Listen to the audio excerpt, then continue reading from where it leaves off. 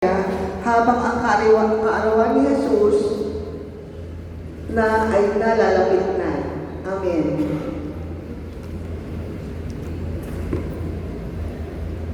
Panalangin sa pagsisindi ng kandila ng Adbyento. Ama naming mapagmahal, pinasasalamatan ka namin sa pagsusugo mo ng iyong anak na si Jesus. Siya ang Emmanuel, ang pag-asa ng lahat ng tao. Siya ang kamumuhan na gumagabay at humuhubog sa atin. Siya ang tagapagligtas ng lahat ng bansa. Pagpalain mo kami sa pagsisindi namin ng mga kandila ng korona ng Adbyento, naway ang liwanag nito ang maging tanda ng pangakong katubusan kay Kristo. Pumarito nawa siya at huwag magluwal. Hinihiling namin ito sa pamamagitan ni Kristong aming Panginoon. Amen.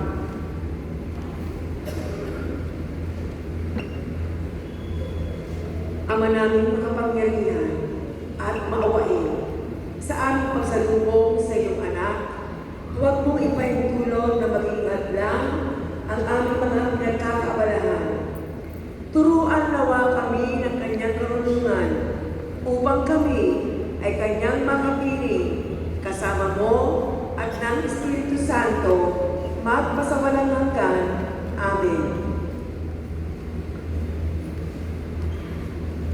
Panginoong Jesus, sa amin pong ginagawang paghahanda sa iyong muling pagbabalik at sa aming pagsisindi ngayon ng kandila ng korona ng Adbyento, pag-alangin sana ninyo ang pag-asa sa aming mga puso.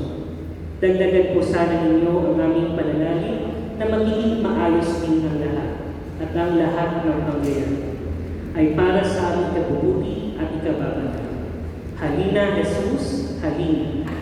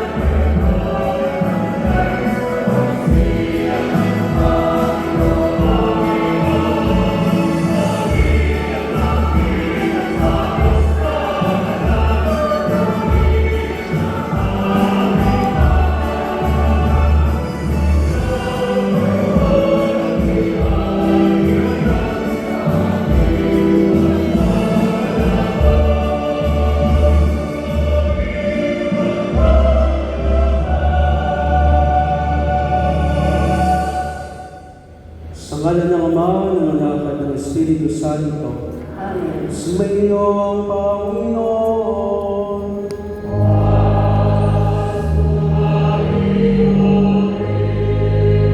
Mga kapatid, tayo ngayon ay nasa ikalawang sipag gabi at upang tayo maging karapat-dapat umanap sa banal na pagdiriwang, aminin natin ang ating mga kasalanan at hihingin natin ang kapatawaran sa Diyos na nagpapatawad ng lubos.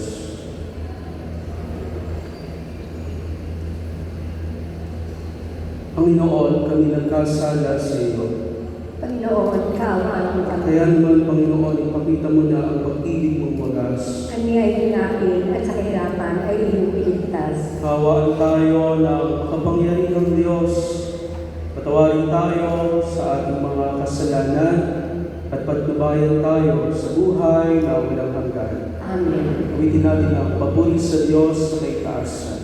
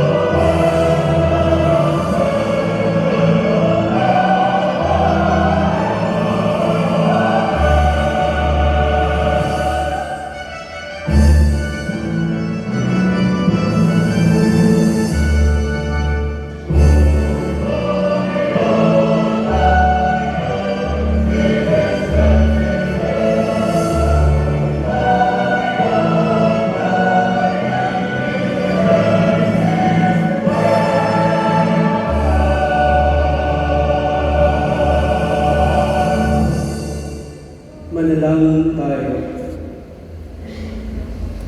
Ama namin makapangyarihan, niloob mo ang iyong salita na inalita ng Anghel ay maging taong totoo sa sinapupunan ng mahal na Birhen.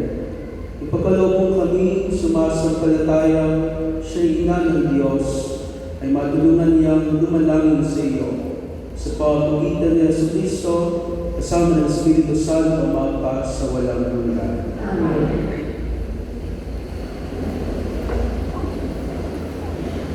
Magbasa mula sa aklat ni Propeta Isaías.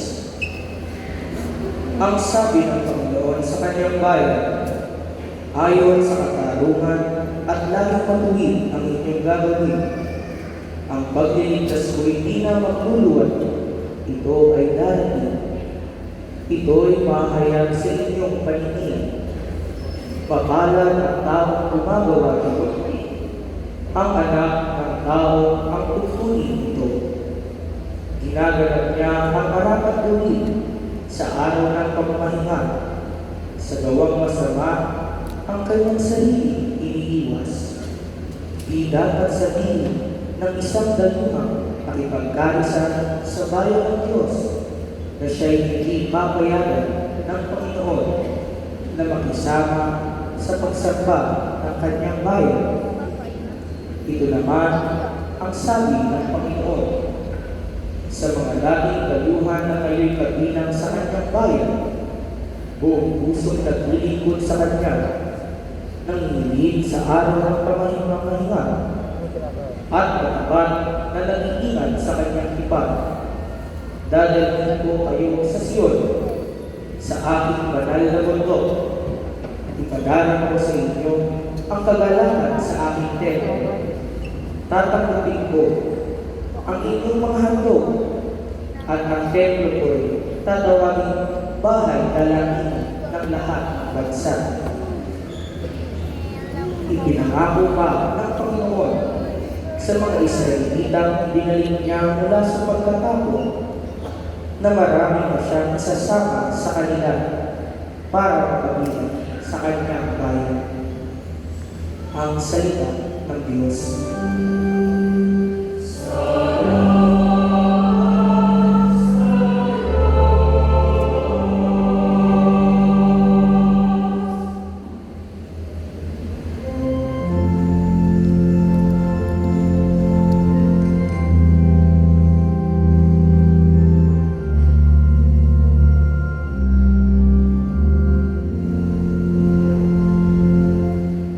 Nawa'y magmumula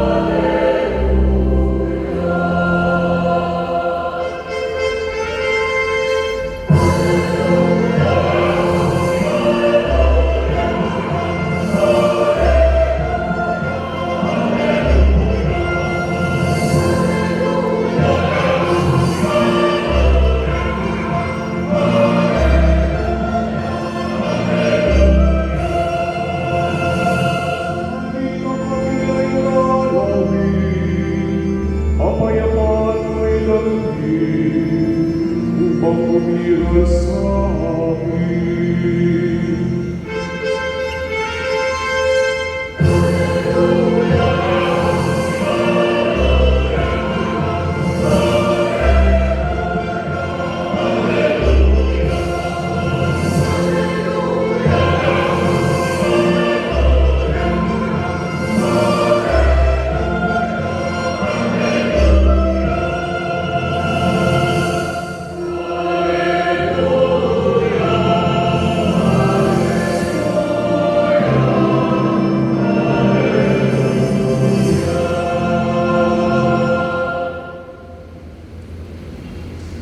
Sumainyo, Panginoon.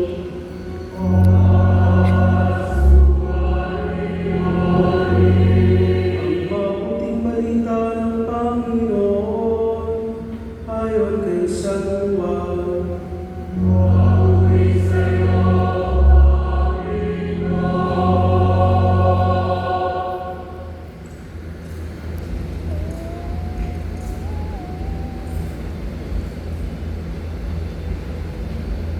Noong panahon iyon, sinabi ni Jesus sa mga Hudyo, nagpasugo kayo kay Juan at nagpatutuo siya tungkol sa katotohanan. Hindi sa kailangan ko ang patotoo ng tao. Sinasabi ko lamang ito para maligtas kayo. Si Juan ay parang maningas na ilaw na nagdiliwanag noon at kayo'y sandali na siyahan sa kanyang liwanag.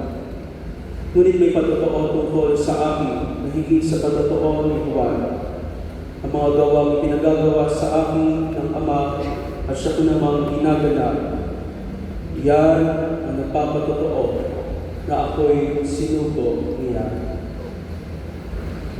Ang mabuting balita ng Panginoon.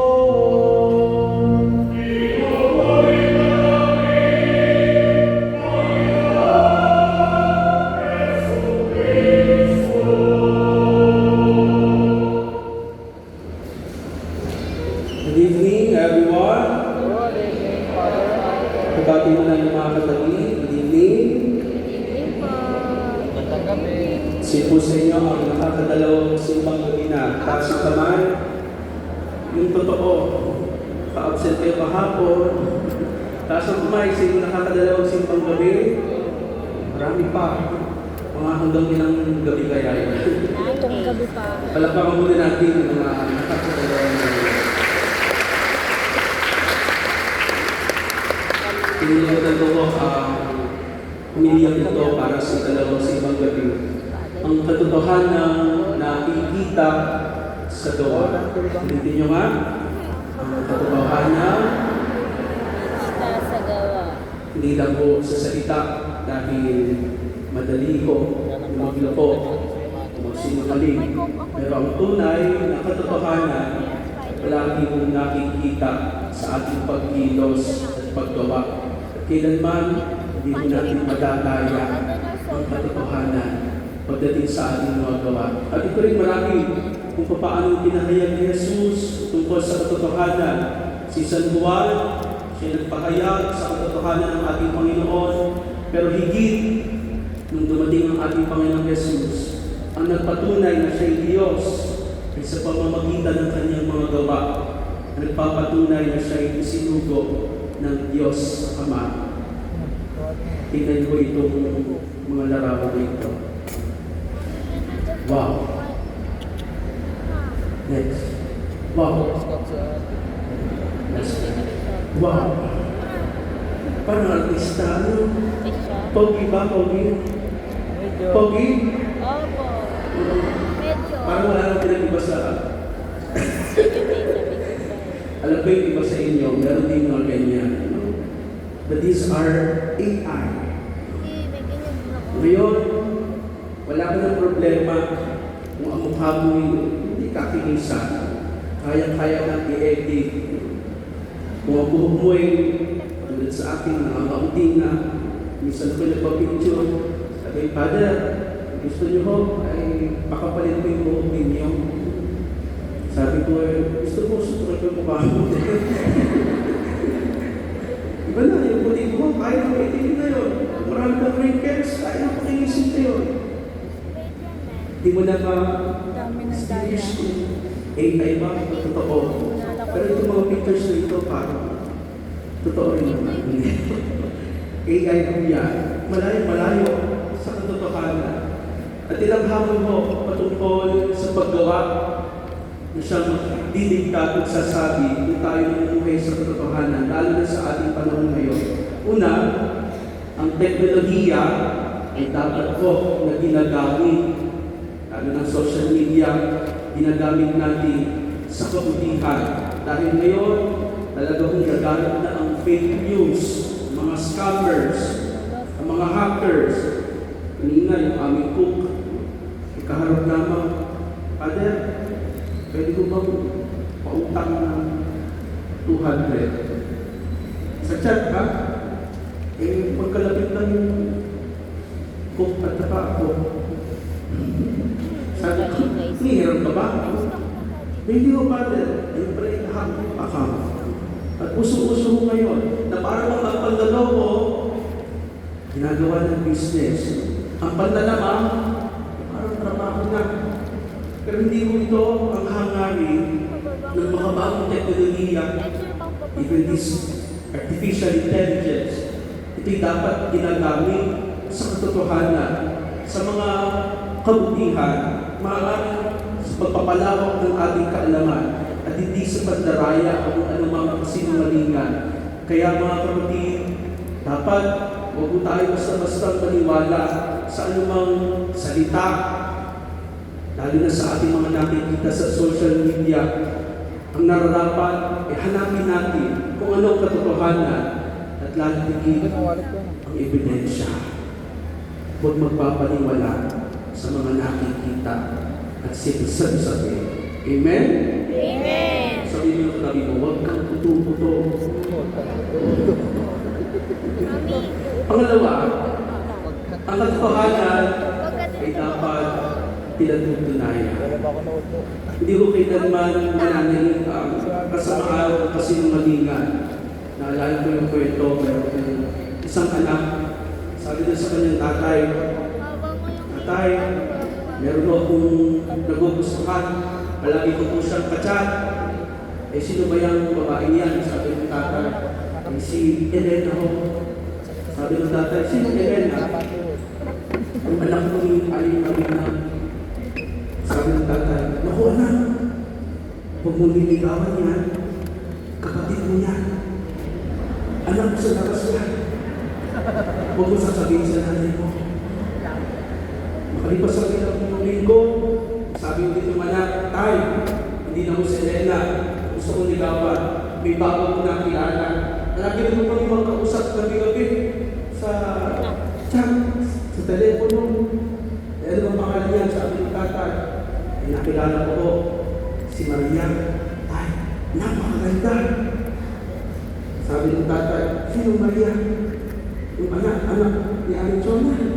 Sabi ng anak, ay opo. Ay huwag mo niligawan, anak. Kapatid mo rin siya. Dadami ng mga kapatid. Huwag mong sasabihin sa iyong nanay. At hindi daw nakaisip itong anak. Siya'y nagsubok sa kanyang nanay. Nay! Hindi ko lang kaya. Meron kong gustong babae. Gusto kong ligawan. Mahal ko na. Pero hindi pwede. Dahil sabi ni tatay, si Maria at si Elena, kapatid ko sa labas. Sabi mo ng nanay, sino ba yun? Anak ni Marina at ni Chona? Ikawan mo, huwag kang mag-alala. Kahit sino gusto mo. Kapatid mo sa labas. Sabi ng nanay, huwag kang mag-alala. Hindi rin naman siya ang iyong tatay.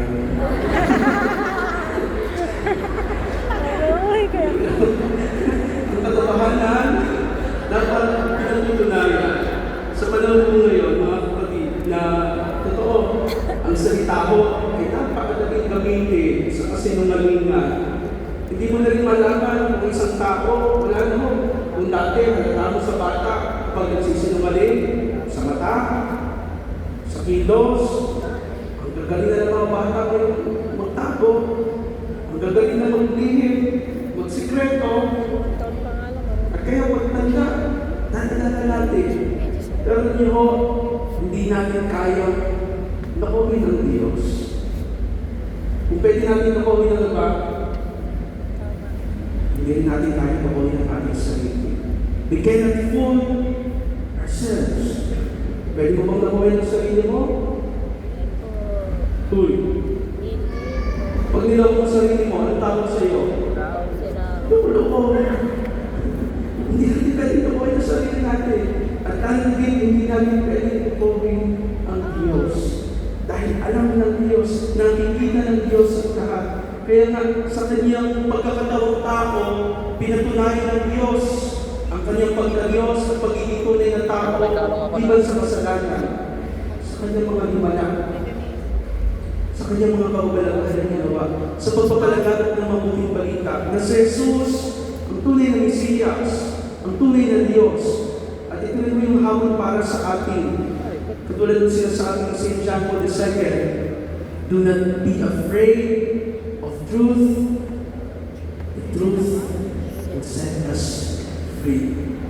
Hindi ba napakahirap sa kalooban kapag ikay mayroong inididigil? Pag alam mo may tinatago ka, hindi ka makakilos ng ayos, na parang tayo nagiging alipin ng kasinungalingan. Kaya mahalaga na tayo nagiging totoo, nagiging tapat sa Diyos, maging sa ating kapwa, kahit sa ating sarili. Sabihin mo yung katabi mo, magpakatotoo ka. Sabihin mo.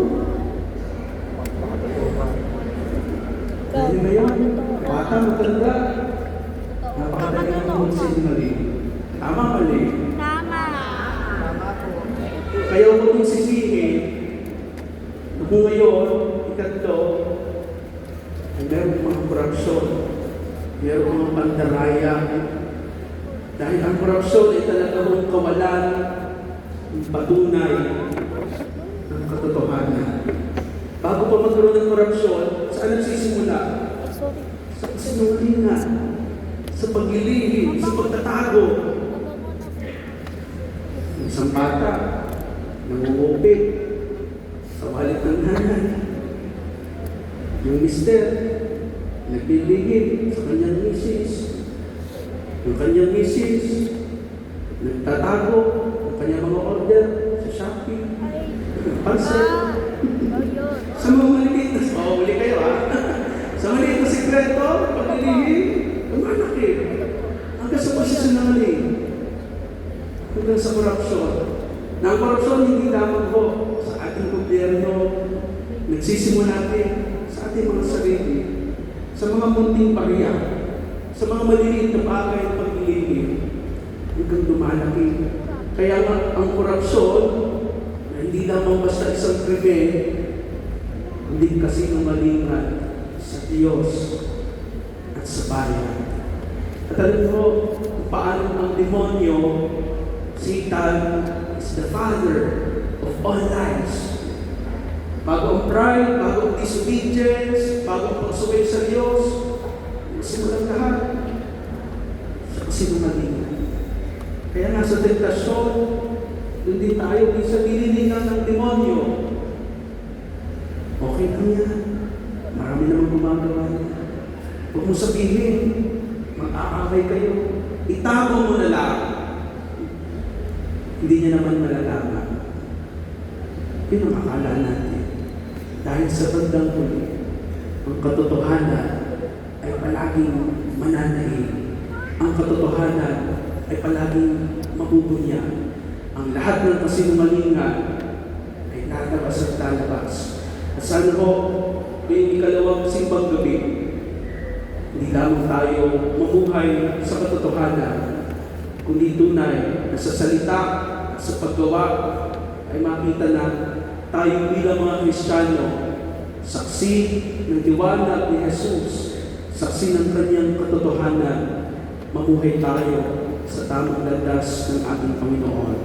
St. Vincent de Paul once said, the truth of our actions will be seen in the love we give to others. Ulitin nyo nga. The truth of our actions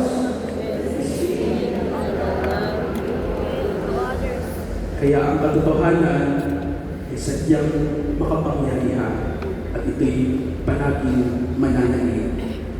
Nawa, ang ating buhay, ang ating pagkilos, ating mga paggawa ay maging patunay ng katotohanan. Dahil ang katotohanan ay palagi nakikita sa ating paggawa. Talapakan natin ang Diyos.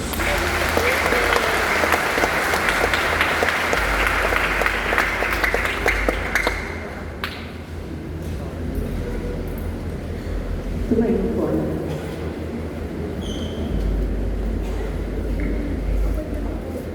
Mga kapatid, sa pagpapasimula natin ng siyang araw ng pagdedebosyon, naliyan tayo ng Diyos na maganda ng puso ng pagpakumbaba upang tanggapin ang kanyang anak. Lapit natin sa kanyang ating mga dasal at kahilingan. Ang ating tutugon, Panginoon, dinggin mo ang aming panalangin. Panginoon, hindi mo ang aming panalangin.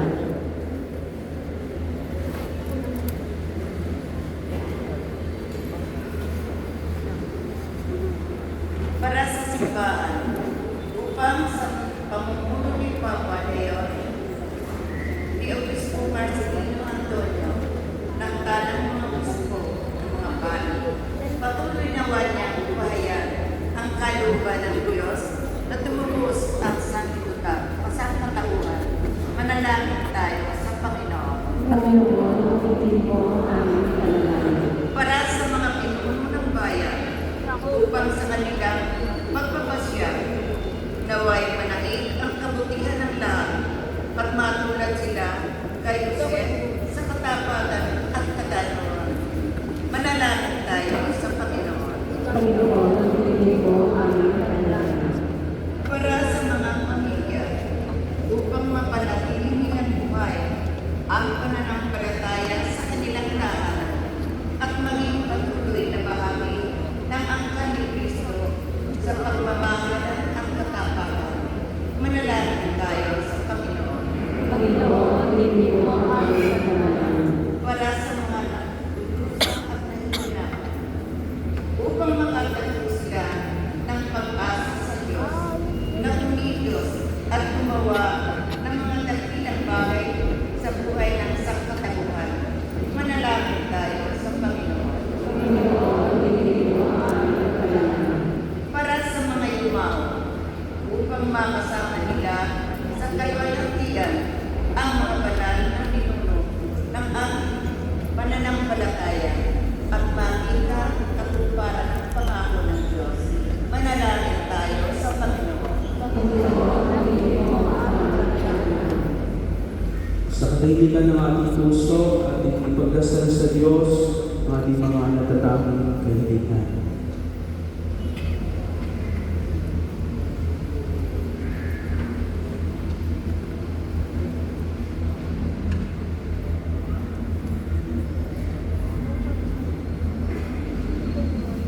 Manalangin tayo sa Panginoon. Panginoon, hindi mo ang aming panalangin. Mga pagmahalingin mo at ipagkaloob ang panalangin ng iyong sambayanan. Tulungan mo kami mamuhay sa katotohanan upang kami makasunod lagi sa iyong kalooban. Pili namin ito sa ngalan ng Kristo aming Panginoon. Amen.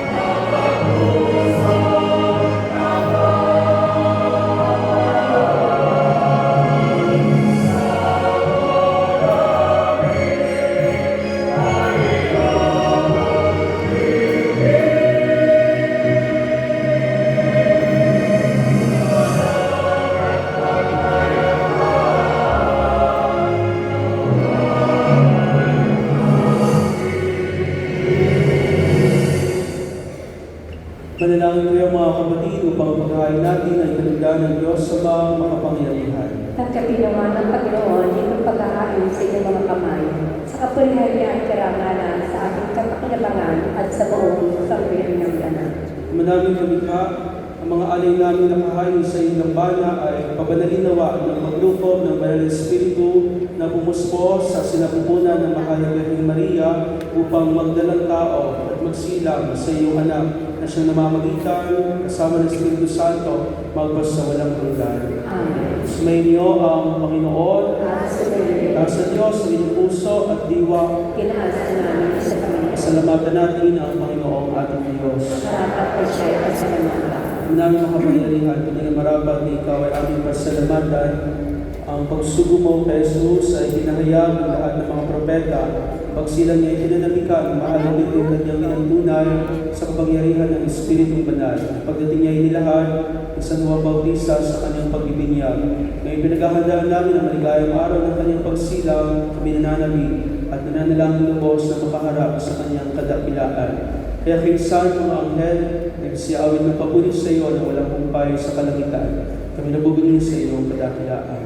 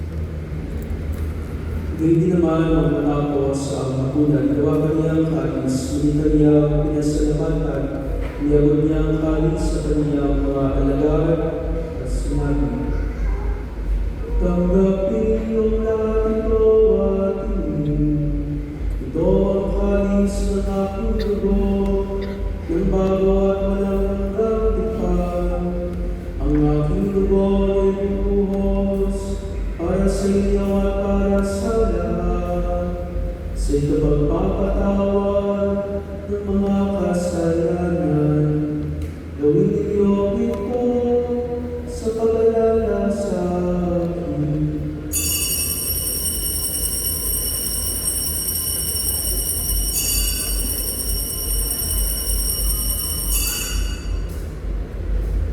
Ang misteryo ng pananampalataya.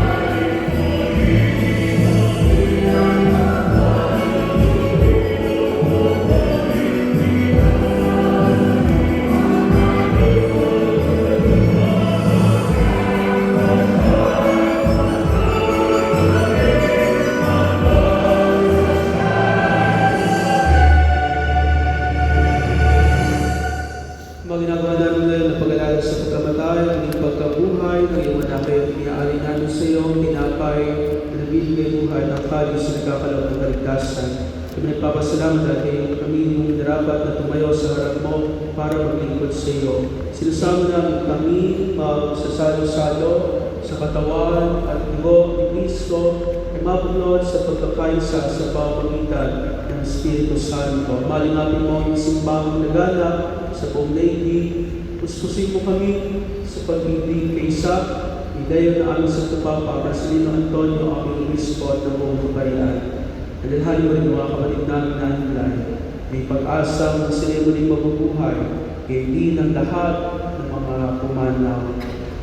Awa mo sila at kami sa iyong kaliwanagan. Awa mo kami nabagong kami lahat ng nakasalo sa iyong buhay na walang wakas. Kay San Mahal ni Maria, Ina ng Diyos sa Jose, kanyang kabiyak ng puso. Kay San mga apostol, lahat ng mga banal, San Juan Bautista, ang patron ng buhay nito sa daigdig ng kalulugod sa iyo. May pagdiwang nawa namin ang pagpupuri sa ikararaman mo sa pamamagitan ng iyong anak na aming Panginoong Yesu Cristo. Sa pamamagitan ni Kristo, kasama niya at sa Kanya, ang lahat ng karangal at papuri ay sa iyo. Diyos sa mga makapangyarihan, kasama ng Espiritu Santo, magpas sa walang hanggan.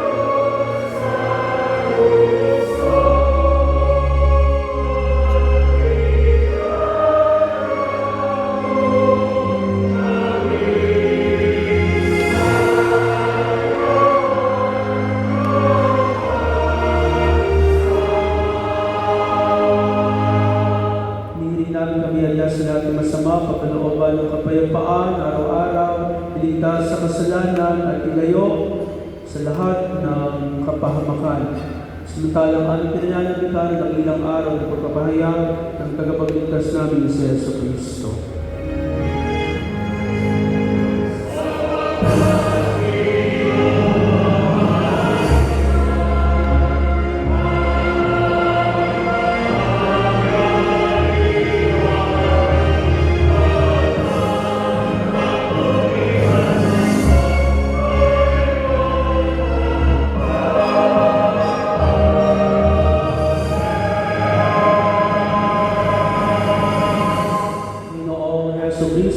Sinabi mo sa mga apostol, kapayapaan ang iniiwan ko sa inyo, ang aking kapayapaan ang ibinibigay ko sa inyo. Tunghayan mo ang aming pananampalataya at huwag ang aming pagkakasala.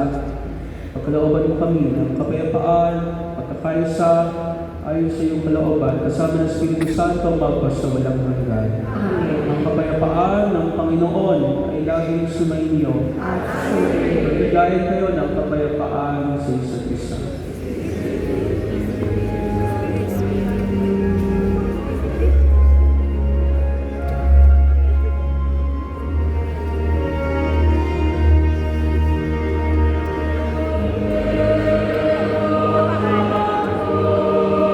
Kumain ako ng... Kaano ako dyan? Walang bibidyo. Ha? Walang bibidyo. Magkano mo sa kayo? Pambili natin, imuwi na sa set. Puro ganda yung dalawang bata. Umuwi na. Paalam?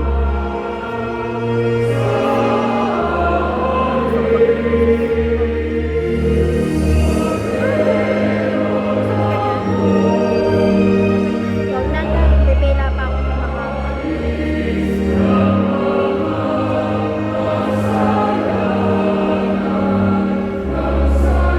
Meron naman pala.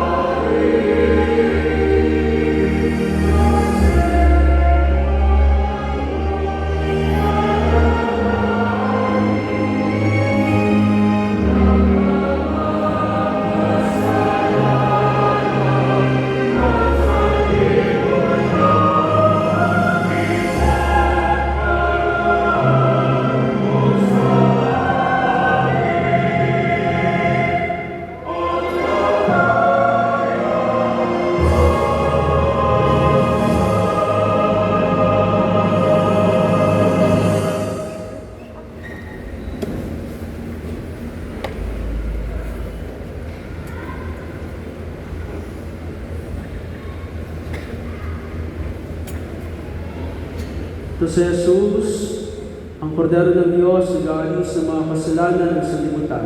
Mapalad ang inahiyahan sa kanyang piging. Panginoon, hindi ako karapat-dapat na magpatuloy sa iyo. Ngunit sa isang salita ko lamang ay gagawin na ako.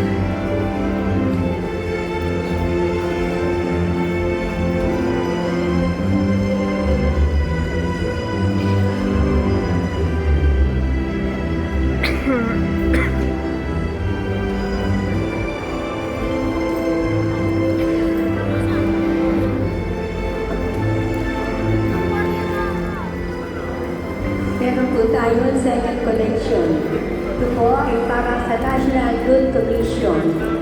Maraming salamat po sa inyong bukas palad na suporta upang mas maging mahulugan at kaaya-aya ang ating parokya ngayong panahon ng kapaskuhan.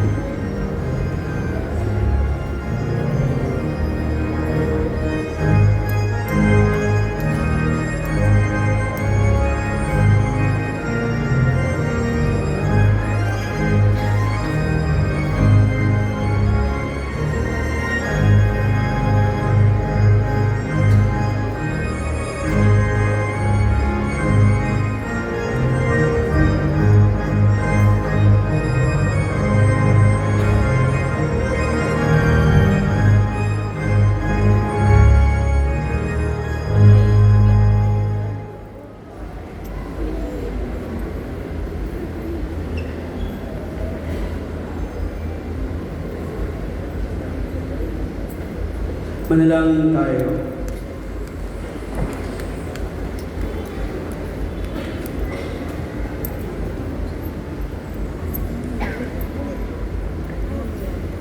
Ama naming mapagmahal, sa aming pagsasalo sa banal na haing lagi nawa naming madama ang iyong kagandahang loob upang kami magkamit ng kaligtasan, kakundangan sa pagkakataong tao ng iyong anak, ngayong aming ginugunita ang kanyang ina sa pamagitan din ni Jesus Cristo, kasama ng Espiritu Santo, magpa sa walang hanggan. Amen. Sa inyo pong lahat na nakibahagi sa ating banal na pagdiriwang, sa ating mga sponsors, pagsisimula ng ating kandila ng Advento, at hindi po sa lahat ng mga nag-offer. Maraming salamat po. Sa ngalan po ng ating Kora-Koroko, Monsignor Mario Castillo, kami lubos na nagpapasalamat po sa inyong patuloy walang sawa ang pagsuporta sa lahat po ng paggawain ng ating simbahan. Kaya din po, ating isama sa ating panalangin, datigit ang ating mga kabataan dahil po ating pinagdiriwang National Youth Day. Nawa, may madali ng magsinungaling, lihi, panloloko para mag-business na. Itong mga kabataan ito, lumaki sa landasin ng katotohanan. Kayo sanang bumago sa bulok na sistema na ating nirereklamo at pinag-iirapan. Palang araw, naniniwala pa rin kami na magiging maayos ang lahat. Transparent, malinis, tapat, at totoo. Dahil ang katotohanan ay palaging mapapatunayan sa ating mga pagkilos at paggawa.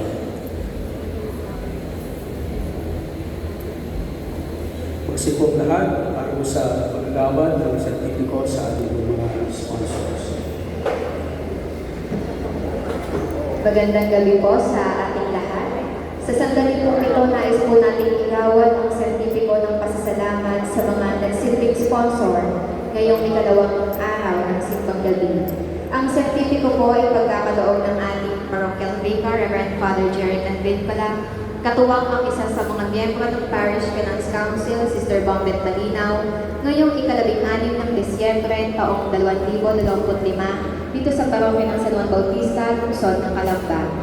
Inaanyayahan po si Dr. Nini Ocampo at pamilya. Siya po ay nagdiriwang ngayon ng kanyang arawan. Happy birthday!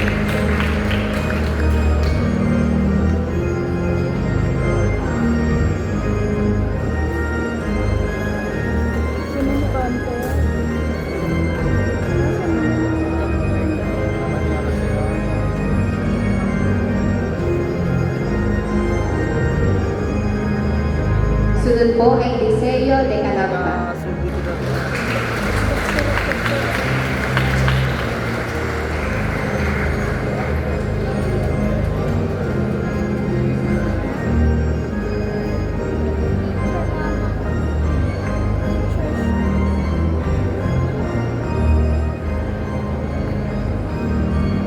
Calamba Integrated School.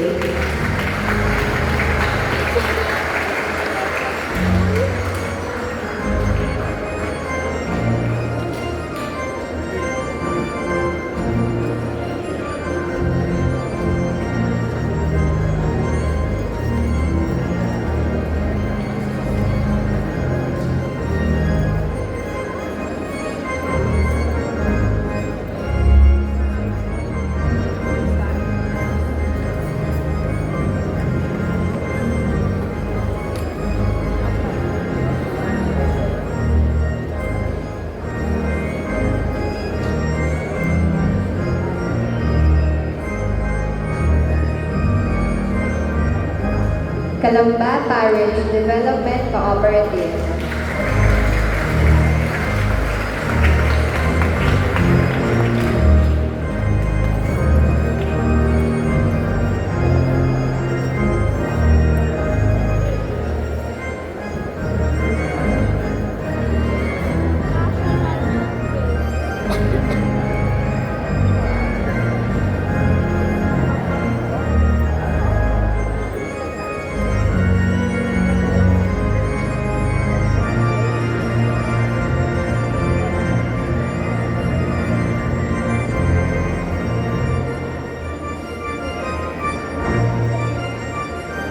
At ang Classmates Special.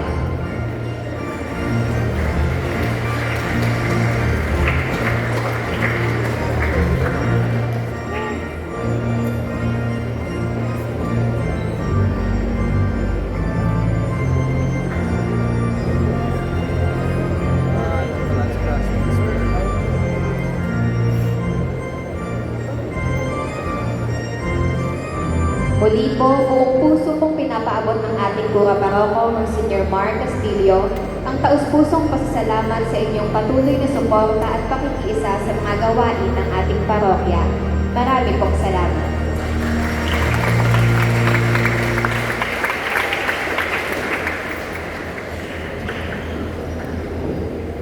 Next tayo ang lahat.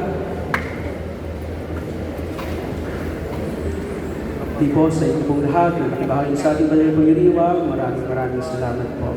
Nakadalawa na kayo. 7 na lang. Kami ni Monsi. Marami pa.